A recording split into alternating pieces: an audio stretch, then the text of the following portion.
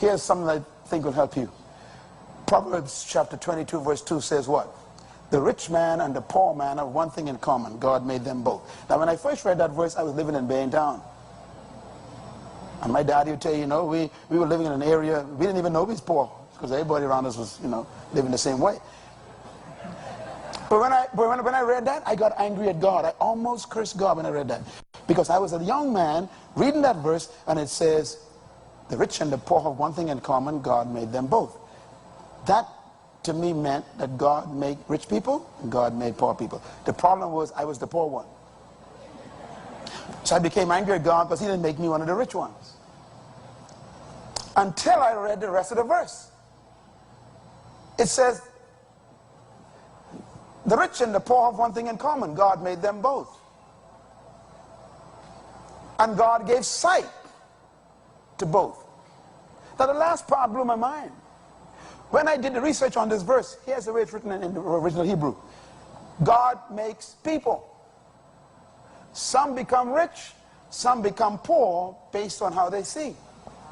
Let me say it again.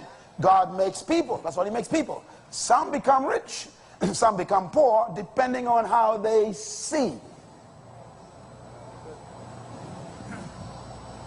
So poverty is a product of how you see life. And richness is a product of how you see life.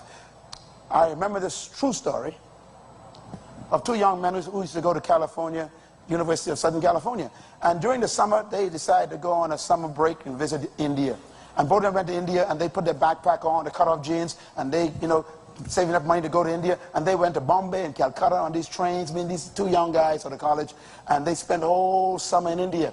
And they were riding all through those cities. They saw millions of poor people sleeping in the streets in mud and under cardboard boxes. I mean, you know, in India, it was filthy. And these guys were overwhelmed. And one morning, they were living in a hostel, and the guy opened the window, looked out on the porch, second floor, and he saw, as far as his eyes can see, Indians in poverty.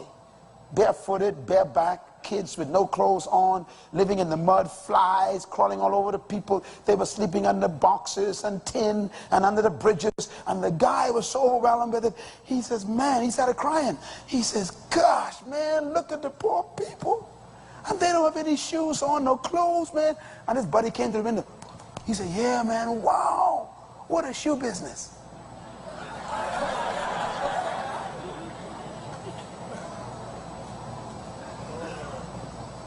And that's all he said. They went back home, went back to college. They were both in the same class. They were both studying accounts and administration. And one of the guys sat in the class, and for a whole 2 weeks, he couldn't get the picture of his mind. He saw all those bare feet.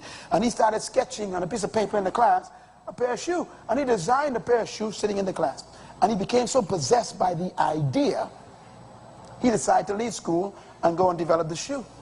And his friend says, are you crazy? You better stay in school, get a job, so you can, you know, make some money and make a living. The guy says, no, man, I got this idea.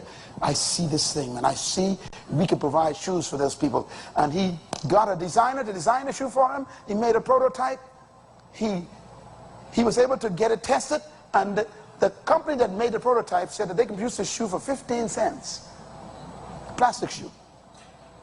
So he went to his friend, his brother's friend. He says, look, you got some money. I'd like for you to invest in this idea I got. I want to sell shoes to India. The guy said, you got a market? He said, man, I got millions of people. I got a big market in India. He said, we could sell this shoe. We can make it 15 cents. We can sell it for 50 cents. And we can ship it over there, and we can get the shoe business going. And the guy believed in this idea. Everybody say idea. Say it again, idea. The guy saw this vision. Within 12 months, they were producing over 3 million pairs of shoes, shipping it over to India, selling them for 50 cents, 55 cents. The guy became a multi-millionaire in 1 year. Never went back to school. When the guy graduated the following year, his friend, he hired him to count his money as an accountant. The guy who started the business, his name was Tom, last name McCann. I wear shoes all the time. He got stores in all the malls, all over America, Tom McCann. The guy saw the people. Now, here's the key. Don't miss the key. Both men saw the same thing. One became rich, the other employed. But they saw the same thing.